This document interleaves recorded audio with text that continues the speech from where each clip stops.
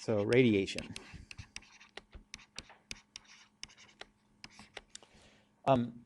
All materials, any material that's above absolute zero, so all materials on Earth, radiate and absorb heat.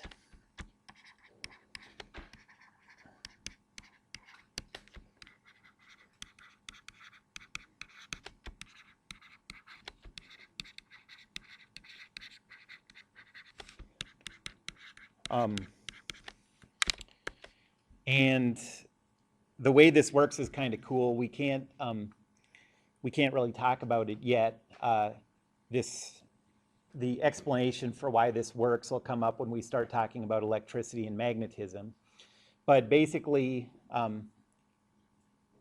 electromagnetic waves work because electric currents doing certain things cause magnetic fields, and magnetic fields doing certain things cause electric currents. And so there's this cascading effect. The current produces a magnetic field, which produces a current, which produces a magnetic field. That's an electromagnetic wave. And that's how radiation is transferred through space. So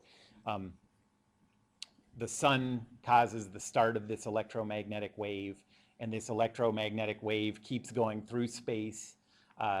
Magnetic field, electric current, magnetic field, electric current, until it gets to Earth or gets wherever it's going. Okay, so why do materials radiate heat? Why do all materials above absolute zero radiate heat?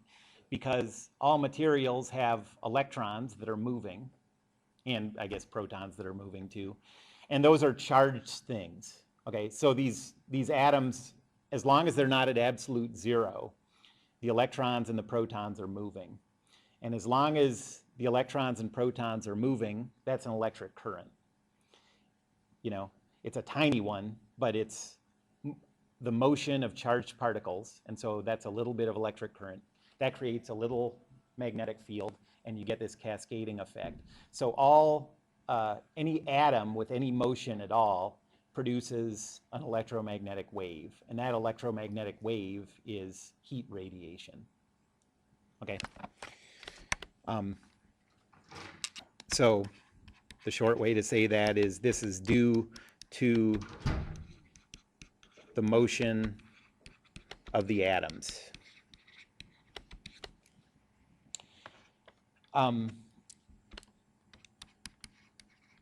How much heat is radiated or absorbed by a material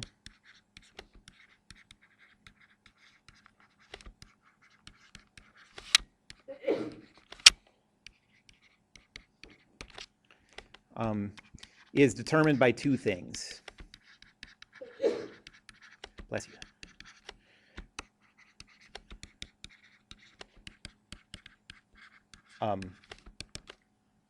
So one is the temperature, and that sort of makes sense. So would you expect something to radiate more heat if it's a higher temperature or a lower temperature?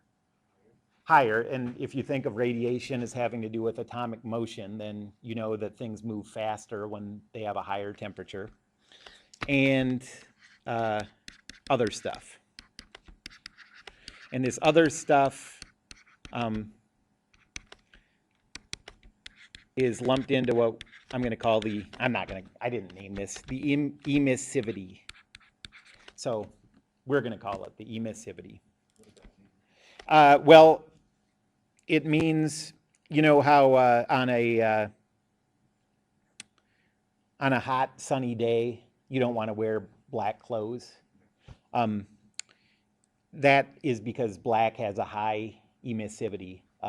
It radiates a lot of heat, but it also absorbs a lot of heat. And if the sun is hotter, if your surroundings are hotter than you are, like it is, like on a hot sunny day, then you're absorbing more heat than you're radiating.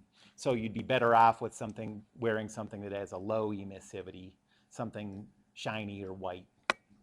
And that's why, like on hot sunny days, you wear like full shiny, like metallic suits.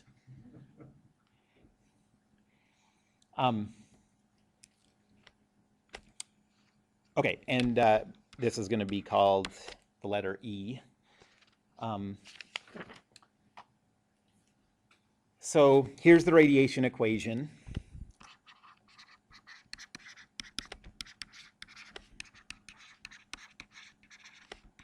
And actually change this to the net radiation.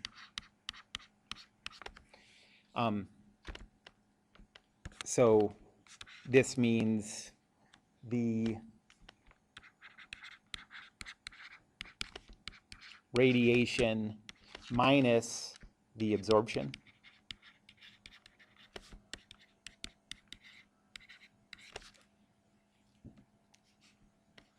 And the equation is Q over T is equal to E times the Greek letter sigma times A, I'll tell you what all these mean in a sec, times the quantity T1 to the fourth minus T2 to the fourth.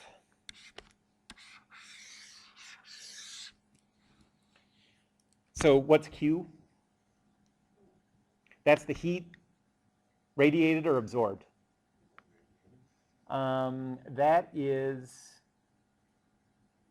so in this case, normally we're calling, in this class, we're calling Q the heat that that's absorbed by the chosen material. But in this case, positive means that the thing is radiating net heat. So the Q here is net heat radiated. What's T? Time. E is the emissivity.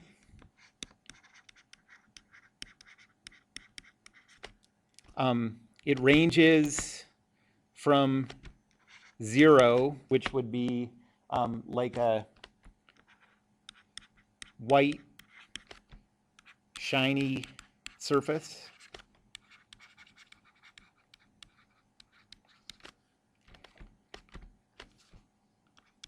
to 1, which would be a black, matte surface.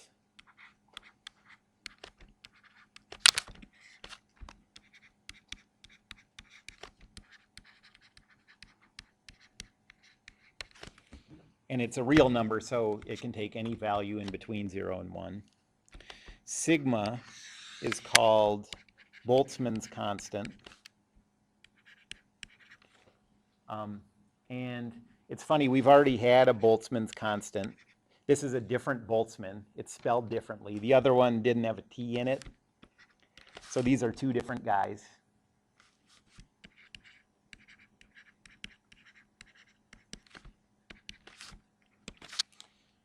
And it has a value of 5.67 times 10 to the minus 8.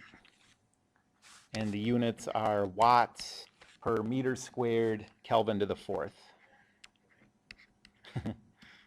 But if you didn't have this written down and your life depended on figuring out what the units were for Boltzmann's constant, how would you do it? Your life depends on it. If you had to figure out what these units were, you have to or you're going to die.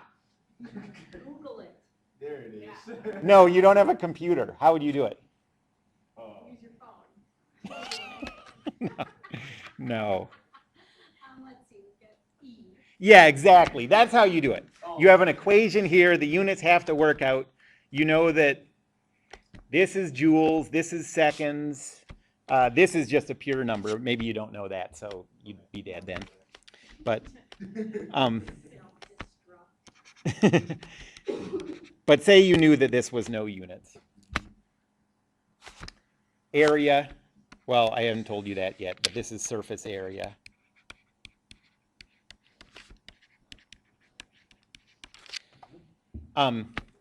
So this is meter squared. This is Kelvin. You could do the algebra. And, you know, I just know from experience, if your life depends on doing algebra, you get a lot better at it. You're a lot better at that time than normally. Has your life ever depended on algebra? Yeah, mine has. Yeah. Were you in Saw or something? My therapist says I'm not supposed to talk about it. Okay, and then the temperatures are T1 is the temperature, this is getting sort of messy, but the temperature of the chosen object.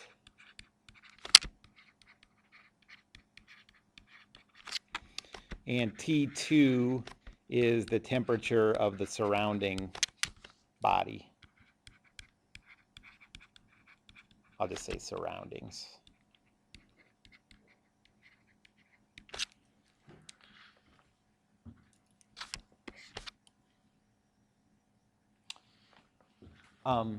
So Q over T is positive if the chosen material is radiating net heat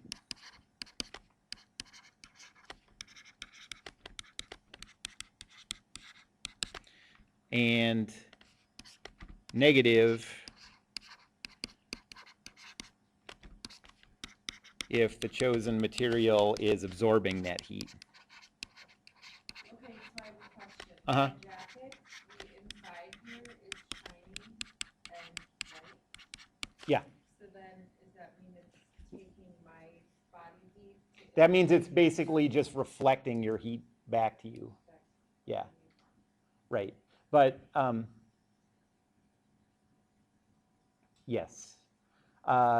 Most of radiation isn't a big source of heat loss inside your jacket.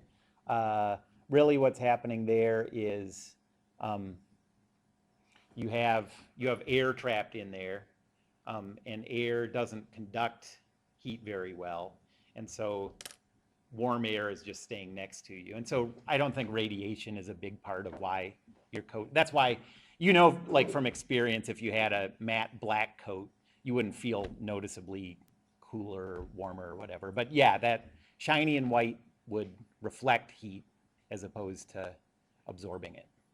So would that make more difference for the coat? Would that keep her warmer than me just wearing an all black coat then? The shiny stuff inside, so I can know it's not a gimmick. Yeah, that's a gimmick. Thank you. It's not really a gimmick. It's just like they think it looks nice. I don't think they're trying to get you to trick you into thinking that this equation is going to apply in a different way. I don't think so. That's how companies sell for stuff. They have a whole line with this shiny That stuff. equation, Yeah, they're like, pay $230 and you'll be warmer in subsequent. because of that equation. I don't know. Not because of the equation, it's shiny on the inside. I don't think it makes a difference. But what does make a bigger difference is the sun is so hot. The difference in temperatures is so big that if you have black on the outside as opposed to white on the outside, from experience that can make a difference. But on the inside, where the temperature difference between you, even when it's really cold, the temperature difference between, so the radiation equation talks about the difference in temperature between you and the thing that you're exchanging heat with, So the difference in temperature between you and the inside of your jacket is not very big, okay? Right? Follow me on that one. I mean, compared to the difference in temperature between you and the sun, like that's a huge difference, Between you and the inside of your jacket isn't a very big temperature difference, right?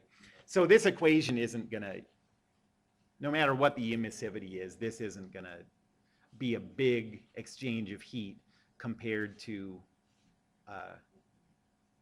what you could lose through conduction and convection.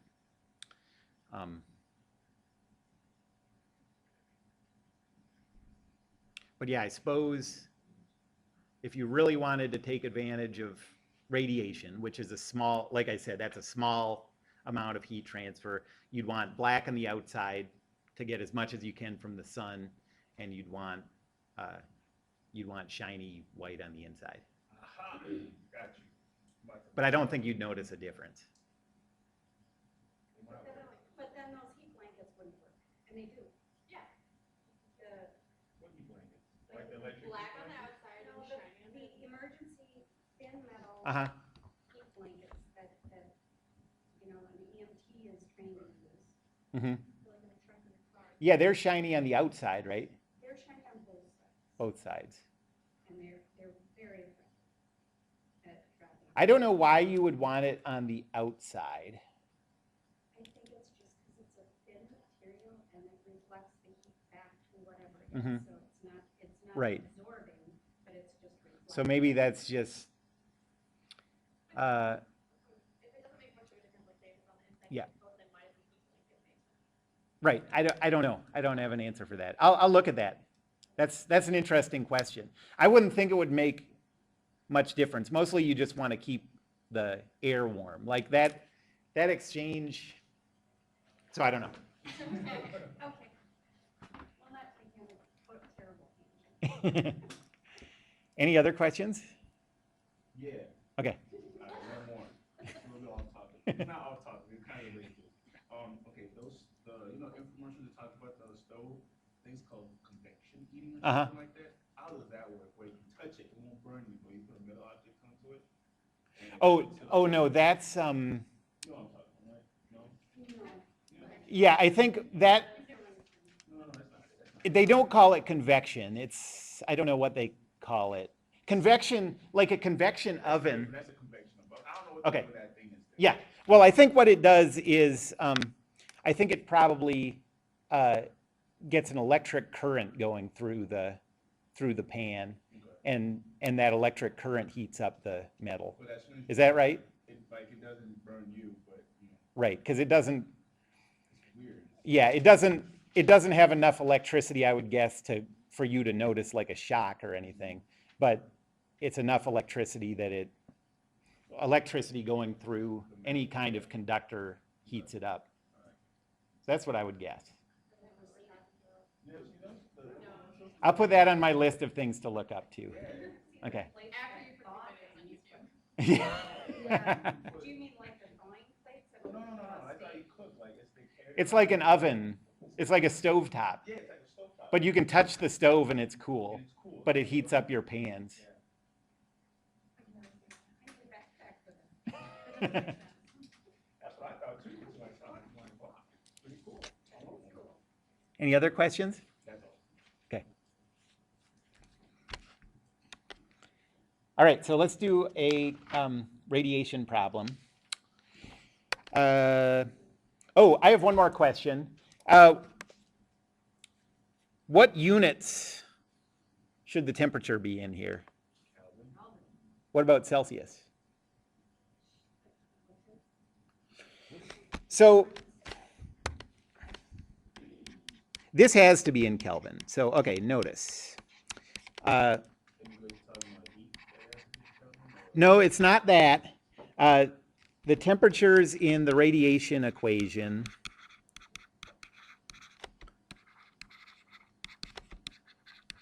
must be in Kelvin.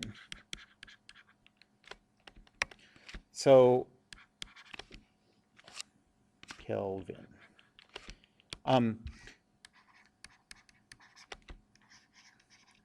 Why were we allowed to use Celsius in the conduction equation, we use Celsius. We could have used Kelvin, but we also can use Celsius in the conduction equation and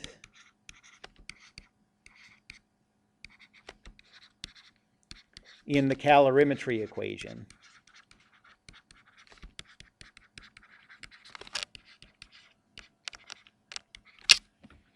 That's because in both of those, so in both the conduction and the calorimetry equation,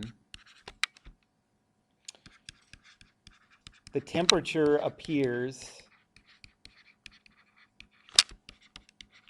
as T1 minus T2. And that's a difference in temperature.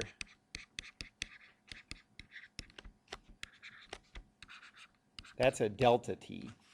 So it's kind of sneaky, you know, like remember when we talked about converting temperatures from Fahrenheit and Celsius and Kelvin. I said there's one way to approach it when you're talking about a change in temperatures, and one way when you're talking about instantaneous temperatures. Even when we're dealing with the instantaneous temperatures, if they appear in a difference like this, you can leave them in Celsius. In the radiation equation,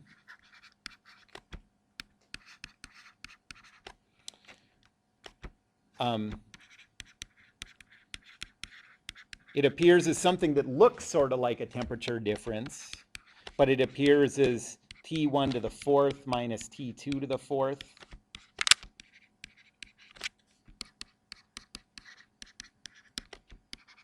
And that's not delta T. Okay. So you can always use Celsius or Kelvin. It's your choice when you have temperatures appearing just subtracted like this. Also, if there was a way to factor, so I'm going to erase this after I write it because it's confusing. So a lot of people would say, like, why are you even going to say it if it's confusing? I don't have a good answer to that. Okay, if this was the same as this, okay, then it would be a difference in temperature and you could use Celsius. But it's not, this isn't true. If you assumed this in an algebra class, you'd get points off because these aren't the same thing. You think maybe it is, but it isn't. You could try it with two different numbers and it doesn't work. Okay. So.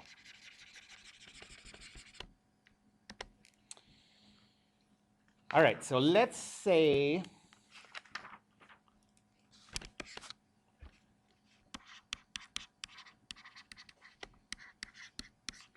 a person has a surface area of 2 meters squared and a skin temperature. So what's your internal body temperature in Celsius? Yeah, it's 98.6. And so in Celsius it's about 37, almost exactly 37. So if you are, well, if you're wearing clothes and you're in a room temperature room, what do you think the surface temperature of your clothes is? I don't know. Let's say it's 34. Yeah, who knows?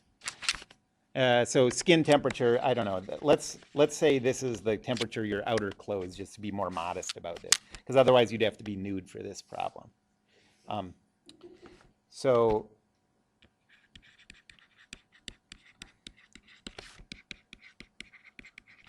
the surface temperature of clothes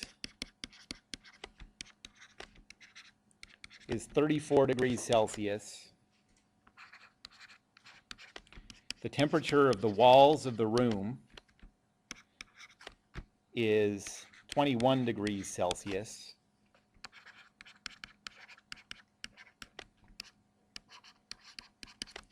What's the net radiation of the person?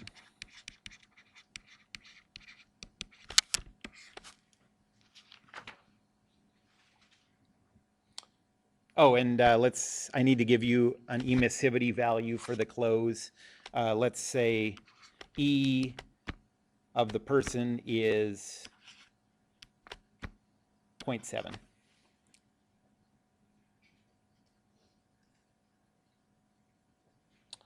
Okay, so Q over T is equal to the emissivity times Boltzmann's constant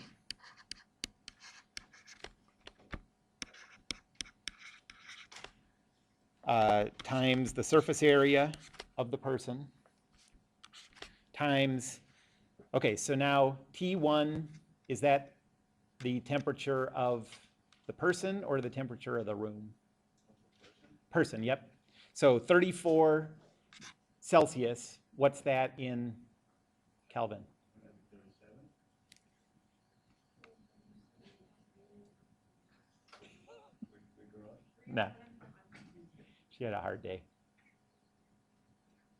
Hi.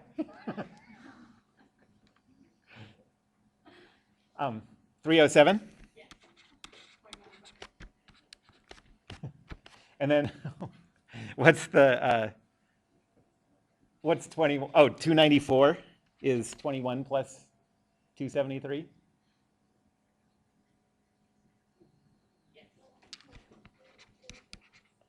One quick question. Yeah.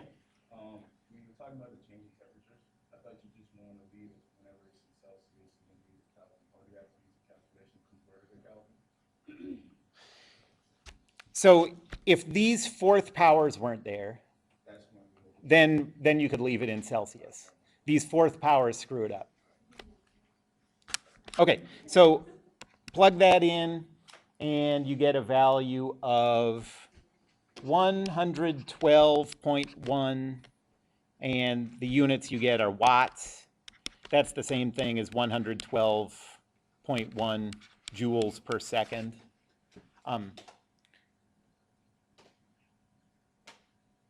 Okay, so that's a positive number, so what does that tell us about heat radiation? The person is giving off more heat than the person's absorbing. And so if this was in a sauna instead, where the temperature of the walls was higher than the skin temperature, then you'd get a negative value for this, and that would mean that the person is absorbing net heat. Okay, so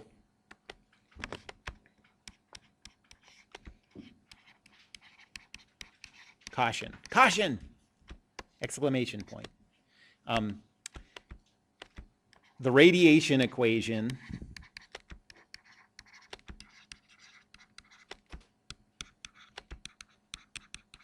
is the one place this whole semester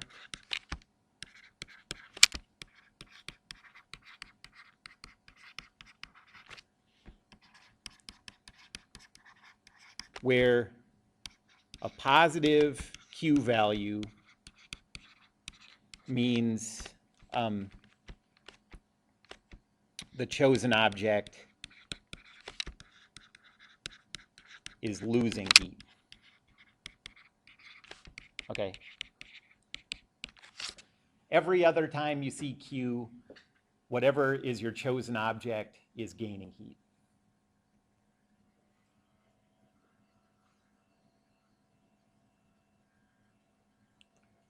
Any questions about that calculation?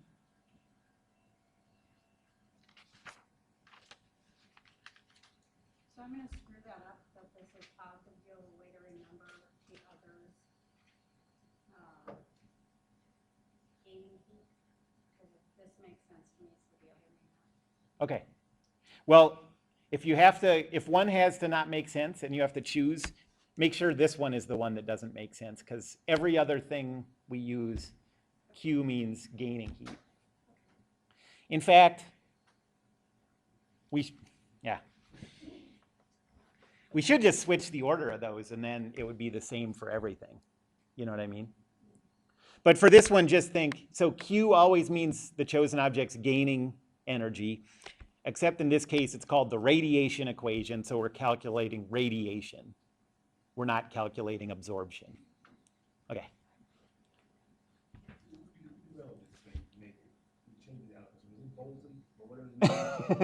Michael Bolton.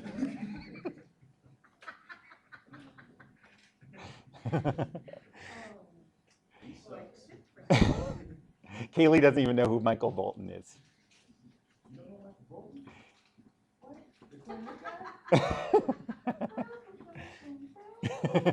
No, that's Kenny G. That's Kenny G. Oh, They look the same. look the same. They're both bald guys with long hair.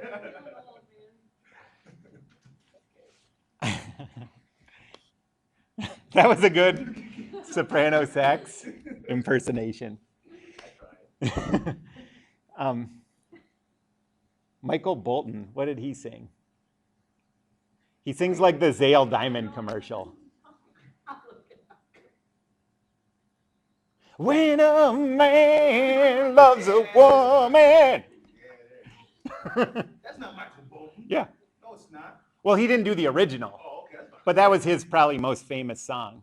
Really? Was a cover of that. Yeah. I like the original, but I didn't realize he sang. He made a cover to that one. Well, you'll have to look that up. We all have stuff to look up now. You found it? I found a picture. Yeah, let's see real quick. I had you in my head. He's bald with long hair. What? He's like bald on top with long hair. Kenny G has more hair than him. Yeah, He's the one with the but he also is sort of balding with long hair, I think.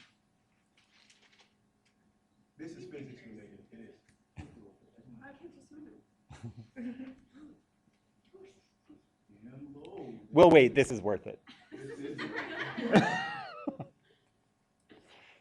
Trust me, you guys would thank me for this. You will. You'll remember this just because of this. We might as well just all watch the video. That's Michael Jordan. Yeah, I thought that was Kenny G. the lost somebody. Well, Kenny G and Michael Jordan were very similar, but they were, both Similar era. 80s, 90s. Yeah, right. So, Yeah. long hair, curly, Something didn't change. Something did not change. I know Kenny G is a good.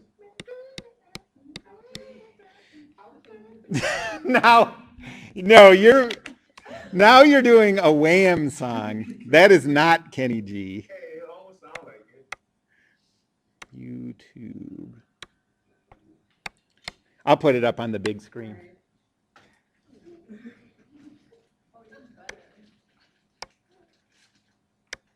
You guys are welcome. Very welcome. gotta be Michael Bolton and,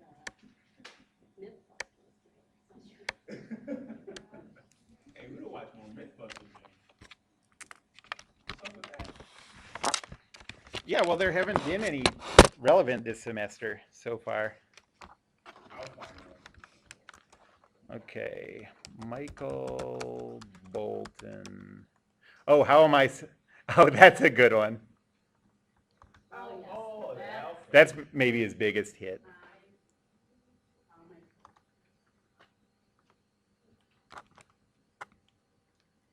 Man, he look like that scary. Yeah.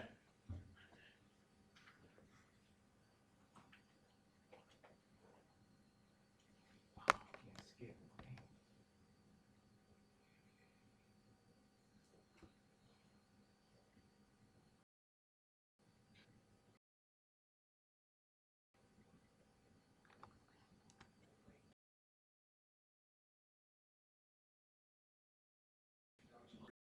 Months and get thousands of free hit movies and TV shows with Xfinity On Demand.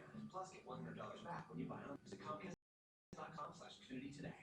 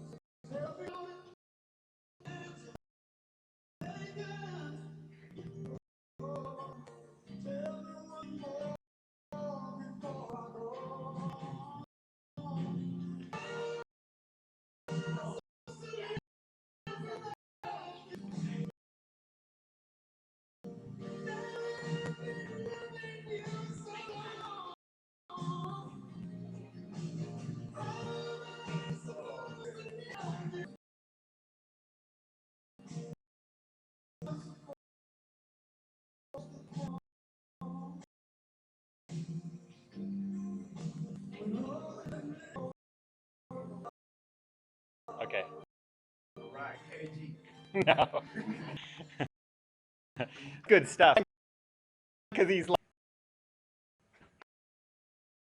he's like, so okay, yeah, you're leaving. Okay, so tell me about it. Tell me all this stuff.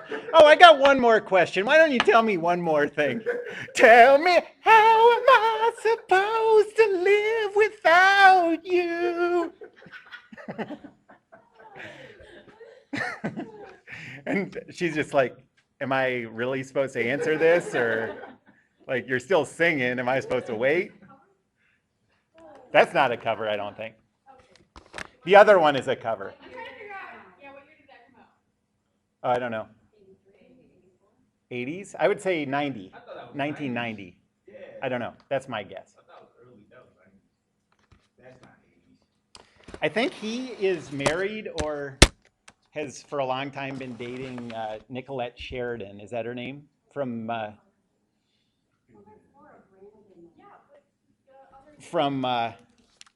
what show is that? Desperate Housewives. She got killed, I think, on Desperate Housewives. She was blonde, is blonde. 1989. Huh.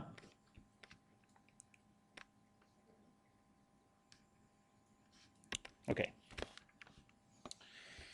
Let's try to get this back together.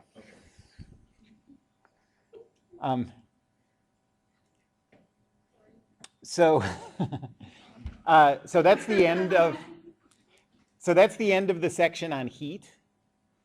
So you should be able to work on all the practice problems now for temperature and kinetic theory and heat. And now we're going on to the next one, which is called thermodynamics, even though all of this has sort of been leading up to thermodynamics. I have a question. Yeah. Where did the time come into play with that equation? Well, it's just giving you the amount of heat per unit time. That's just what it's calculating. So it's giving you an answer in watts, you know. And so if you then multiplied, if you wanted to figure out how much heat was radiated in like an hour, you just multiply by the number of seconds and you'd get an amount of energy. Okay, so now we're going on to thermodynamics.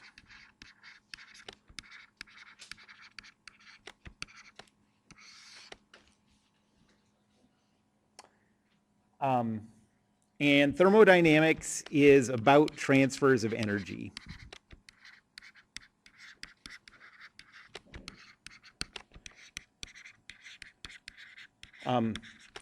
Mostly we're going to be talking about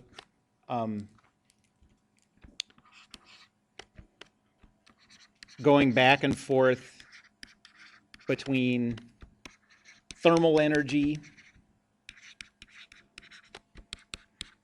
and mechanical energy or kinetic energy.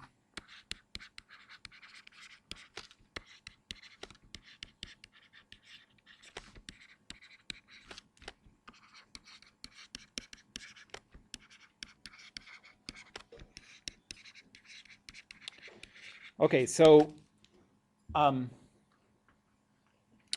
remember that we've talked about two different types of energy transfer, two different types of energy change. So changes in energy that we've discussed in this class.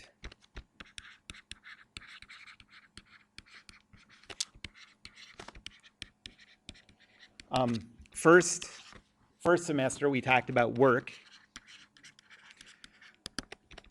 That's a change in energy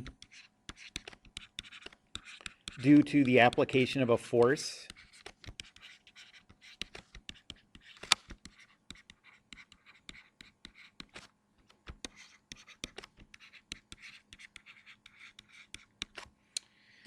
And in the last section, we talked about heat.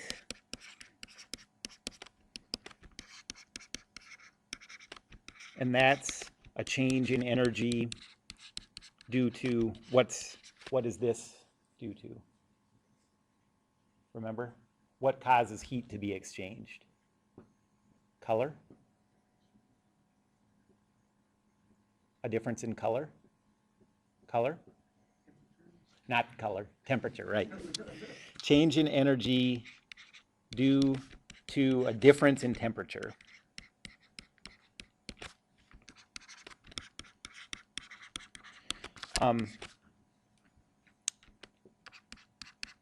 And these have never appeared in the same equation until now. So we've done calculations that were related to mechanical energy, and those would have work in them. And we've done calculations related to thermal energy, internal energy, and those have heat in them. But now in thermodynamics, they're going to be in the same equation. So these have never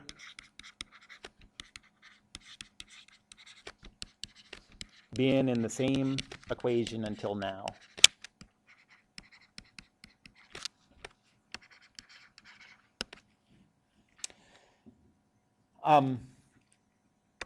And so this first equation is called the first law of thermodynamics.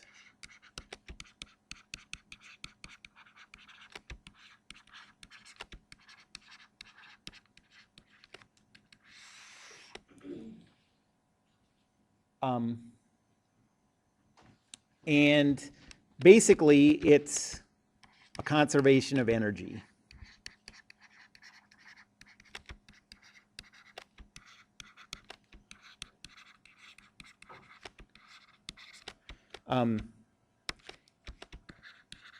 It says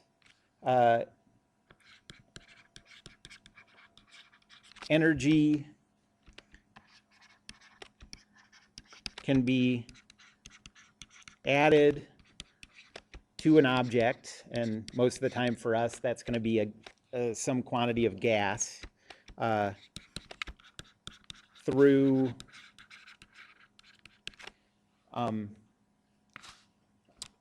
work or heat. Okay, so what you would expect is the equation to say this. The change in internal energy is equal to heat plus work. Okay? That's what you'd expect, but this isn't the way it's written. And so I just want to, again, this is going to be sort of a tricky thing, like making sense out of the signs of these variables is going to be a key to being able to use these.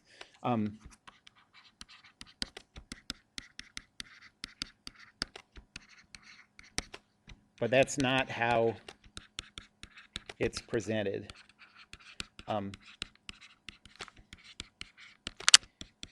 Instead, the first law of thermodynamics is the change in U, the change in internal energy, is equal to Q minus W.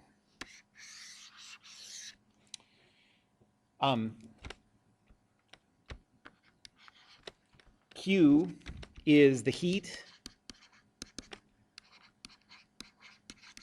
added to the chosen object.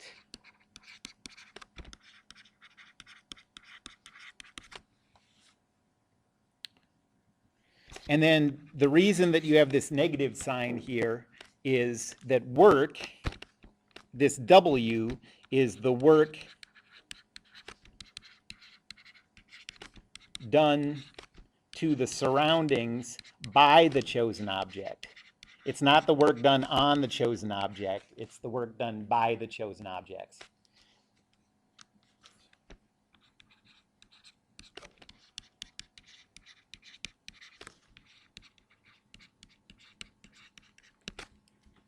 Okay, so that sign convention, the fact that Q is energy added by heat and W is energy lost through work, sort of obscures the fact that this is just a simple conservation of energy equation. Okay, that's all it is, but that negative sign makes it look different because, you know, it looks, I don't know. What it's really saying is just you can add energy through heat or work. Okay, but you're going to have to keep that sign thing straight. So, any questions about that first? So why do they do that then is the next question.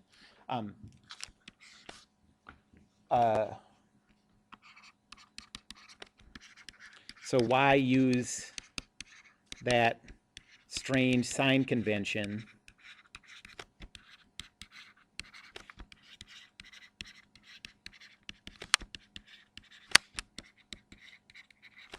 for W? And the answer is that we're going to do a lot of calculations dealing with heat engines, and this sign convention reflects what a heat engine is meant to do.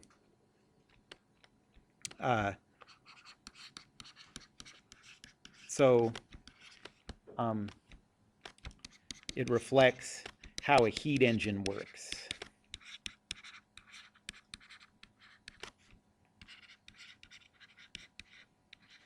Okay, so how does a heat engine work? You have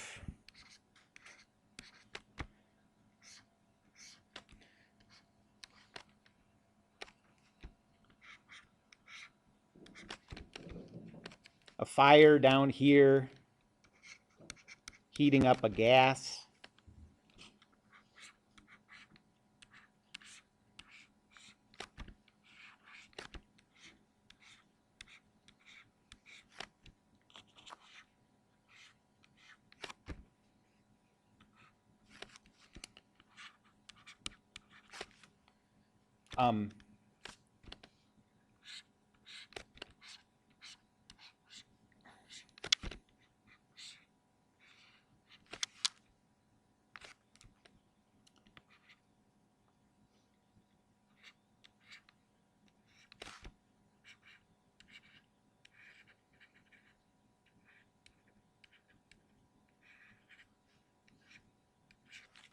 Okay, so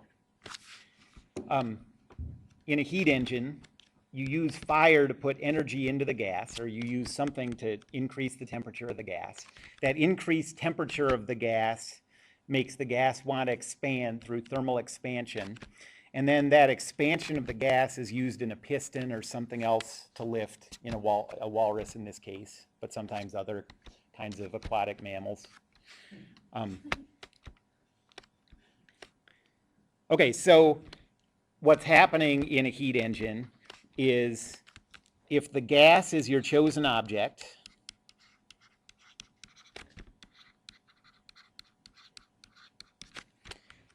you're adding energy to the gas through heat, and energy is being removed by the gas as the gas does work on a load, or increases the kinetic energy of a train or whatever it's being used for. Okay, so this is why in a heat engine, what we call Q is positive because you're adding energy to the gas through heat, and what you call W is also positive because the gas is losing energy by lifting the walrus. Okay, so that's where that sign convention comes from. So I'm spending a lot of time talking about this sign convention because it's going to be the key to getting these problems right. It's like the only tricky thing about using using the first law of thermodynamics is getting those sign conventions right.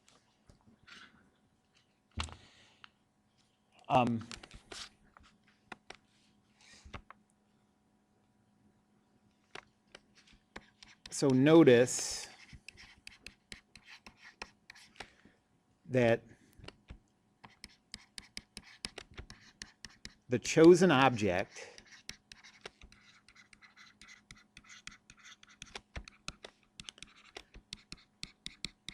in this section during this topic will always be an ideal gas.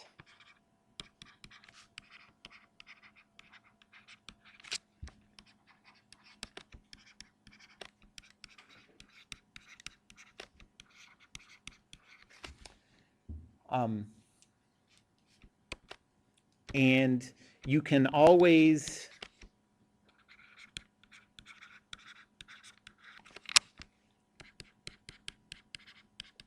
think of the gas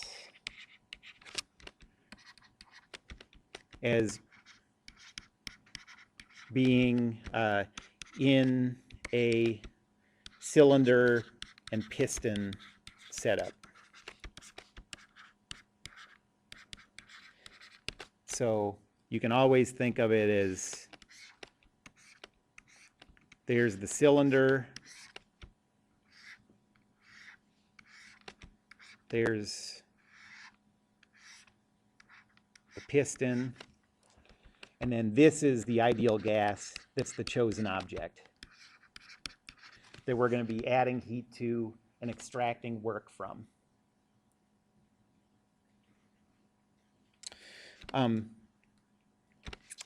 Even in heat engines that don't use a piston, that use some other way of extracting work from the gas, you can think of it this way. Okay, so this is how I'm always going to draw it, and you can always, it'll always work intuitively. If the volume of the gas increases,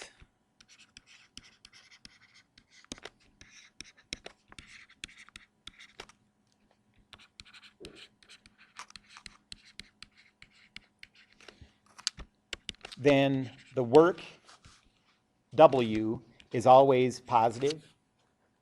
And if the volume of the gas decreases, then the work done by the gas is negative.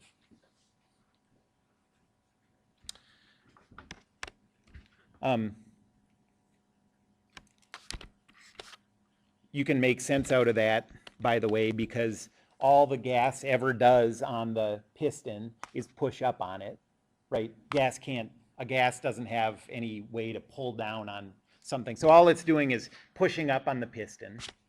And if the volume is increasing,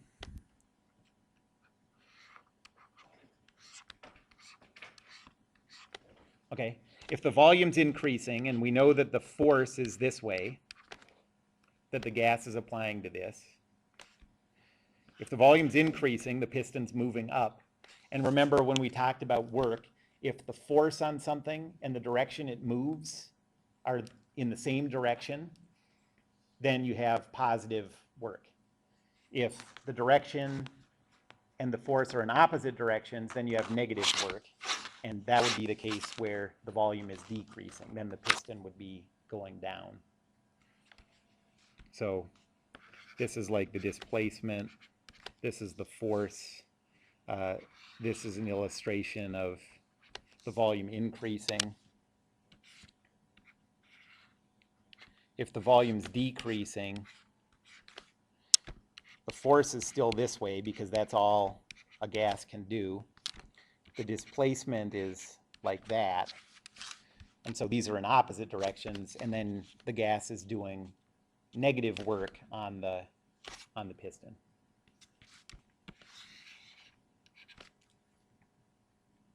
Any questions about that?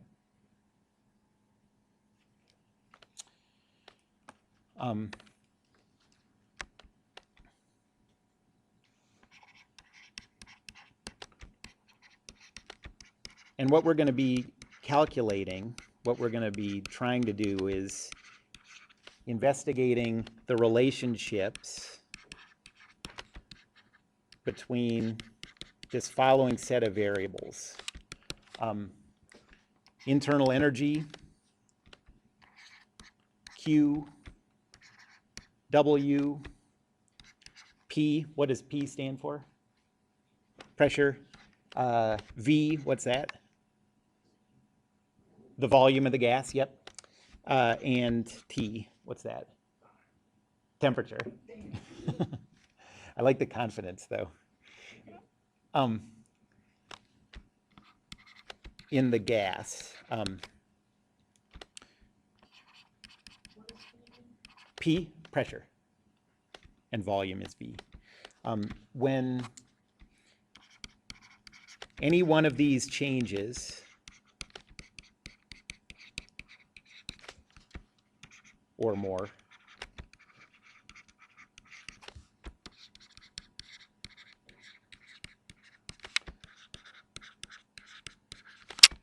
it's called a process.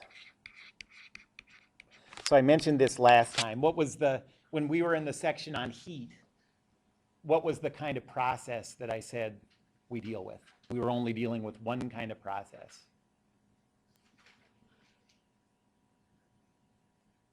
I might not have said this, but I thought about saying it, if that helps. So we weren't dealing with work yet. In other words, we were always dealing with a case where if it was a piston, the volume was staying constant. Like that piston wasn't moving up or down. So the only processes we were dealing with so far was isovolumetric processes. Okay, but now we're going to deal with that and 3 other kinds too.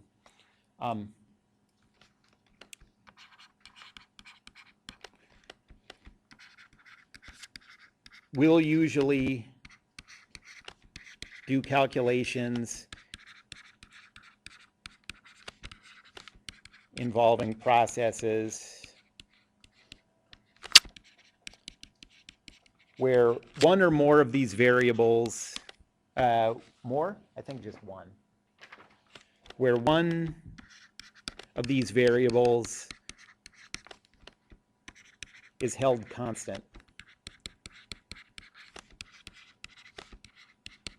Okay, so we're going to deal with 4 process types.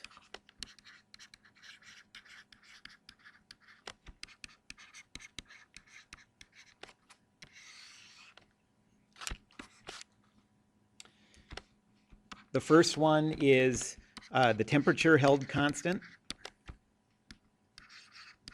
The temperature of the gas doesn't change as the process happens, so the other things might change, but not the temperature. This is called an isothermal process.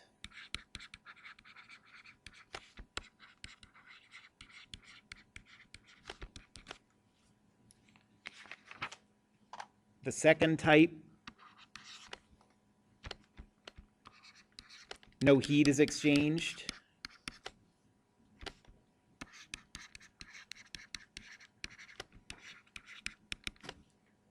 That's called an adiabatic process.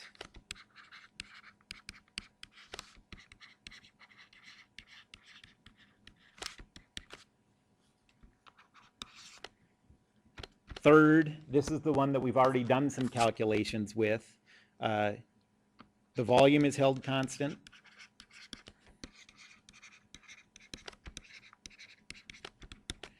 So that's called an isovolumetric process.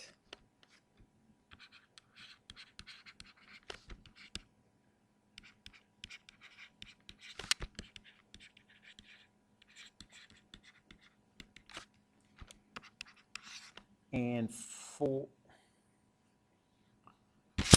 fourth, the pressure is held constant.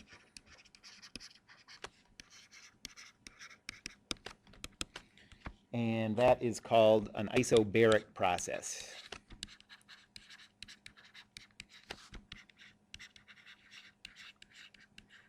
Okay, so adiabatic, I think you just sort of have to remember that one. The other ones you can sort of, you can piece together what they are from the Latin roots or whatever these are. What does iso mean?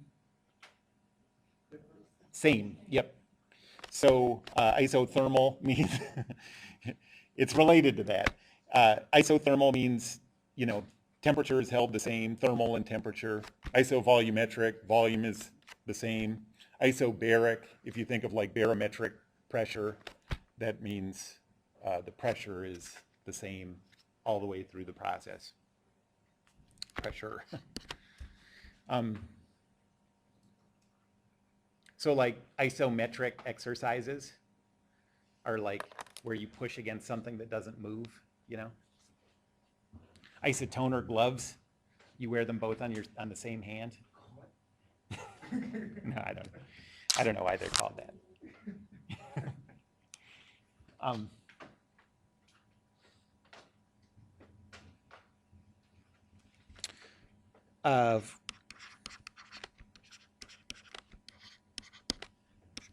During all of these processes,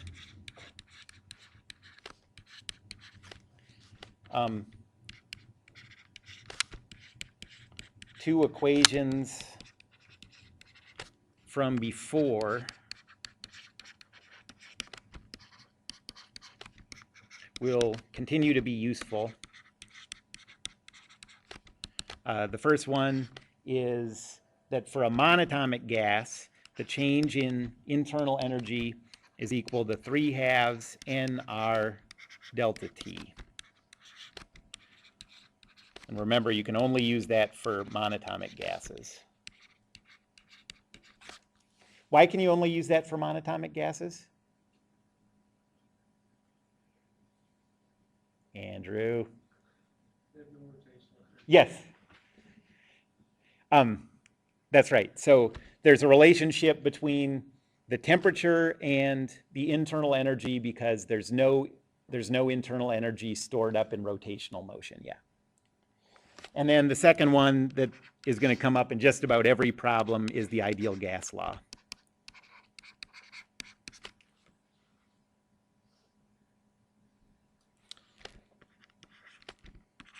And this holds for any ideal gas. And what's the ideal part of an ideal gas?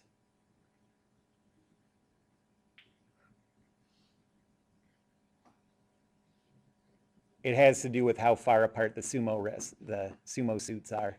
So it just means that the molecules are far enough apart that you can just treat them like rubber balls bouncing off of each other. So it means that you can't compress it too much or it will start to, this will not hold anymore.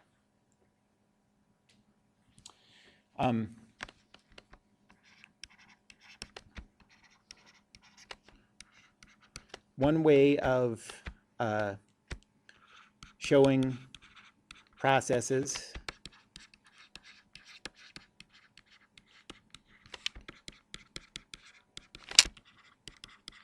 that will often be useful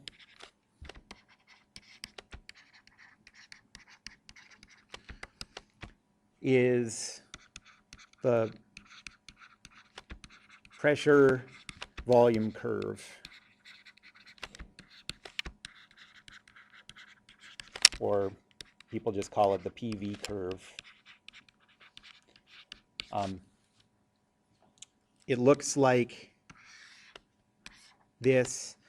You have pressure, that's not pressure, pressure on the y-axis, volume on the x-axis, and no matter what these do through the process, if you calculate the area under that curve,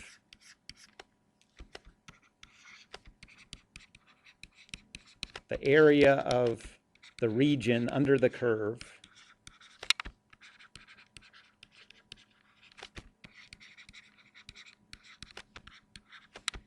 is W. Okay, so in the handful of cases where we have simple shapes of this curve, simple enough that it's easy to calculate the area under it, we can use that to calculate W.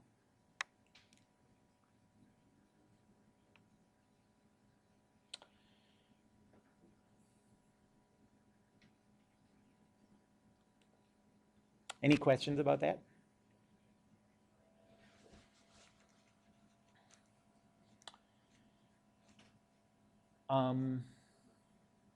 Okay, well, that's sort of a setup to it. The next thing I'm going to do is start to go into those 4 process types, like just one by one, and go through the equations that hold for each one. Let's just stop here, though, and we'll start that on whatever day, Tuesday. And you'll all be happy to know that today is my birthday. I'm 41 years old today. Thank you. Thank you. And I didn't bring any cake or anything, but if I had brought some, I would share it with you.